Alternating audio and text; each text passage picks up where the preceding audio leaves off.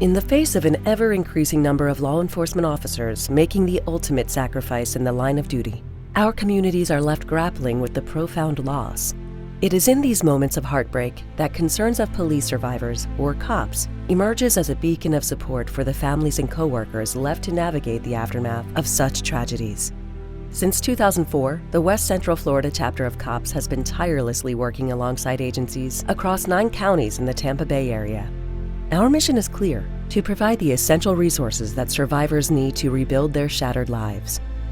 C.O.P.S stands at the forefront, addressing the multifaceted challenges faced by these families, be it the mental, emotional, financial, or legal aspects of their journey. I pulled up to Tampa General, and it was nothing but police.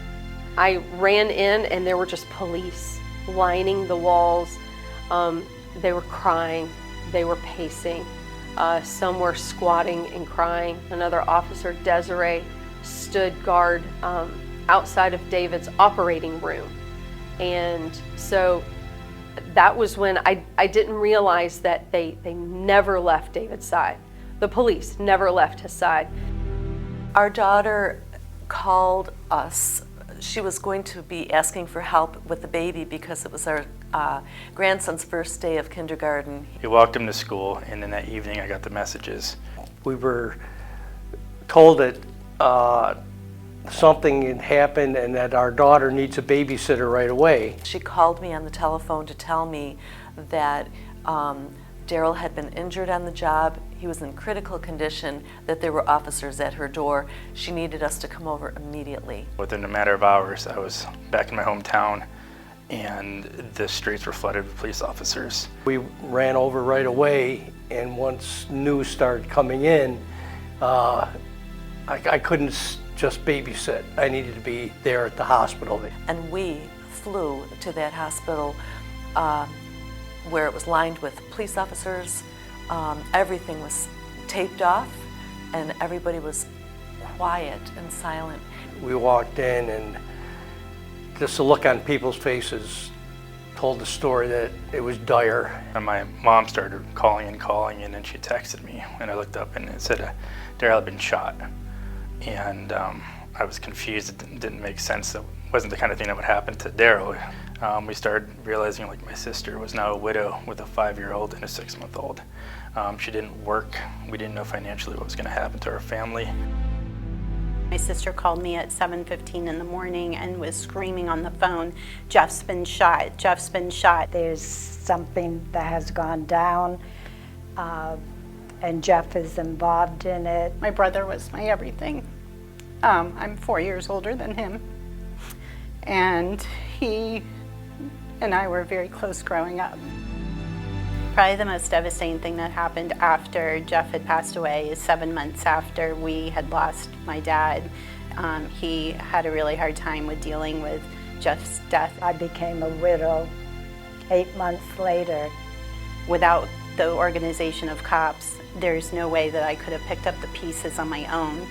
It's just a wonderful thing. It makes you able to cope with life. It's crucial to emphasize that every member of the West Central Florida Board of C.O.P.S is a volunteer. No salaries, no stipends, just a shared commitment to supporting those who need it most. Your generosity is the lifeline that fuels our efforts. When you contribute, rest assured that 100% of your donations directly contribute to our mission of rebuilding shattered lives. Point of Concerns of Police Survivors is to be there to pick up, and kind of help the survivors after the tragedy, to handle, to give out resources. Everybody knows a police officer, and you just never know when it's going to be their end of watch if that should happen.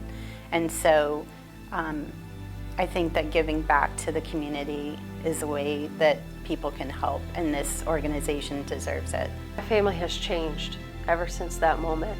There are no other support organizations that offer any sort of grief counseling to siblings.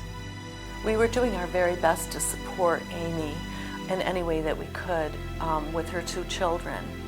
Thanks to the people in the C.O.P.S organization, they reached out right away and we knew that there were resources beyond ourselves, which we were in dire need of. I teach high school. I don't make a lot of money, but there are organizations like C.O.P.S who, if I decide this year I'm going to go to the siblings retreat because I need to be around siblings, I'm having a rough time, I can go and it won't cost me anything. We have over 300 members in our chapter alone. Officer may have been from another state, but they live in our area, and it's our responsibility to still take care of them because we're here, and we want to be able to be that support for them. We don't ask for membership dues because we understand that the price paid by the loss is already too high. Instead, we turn to you, our compassionate community, to be the pillars of support that these families so desperately need. Your support in all its forms is what enables us to carry out this vital work. It is not how these officers died that made them heroes. It is how they lived.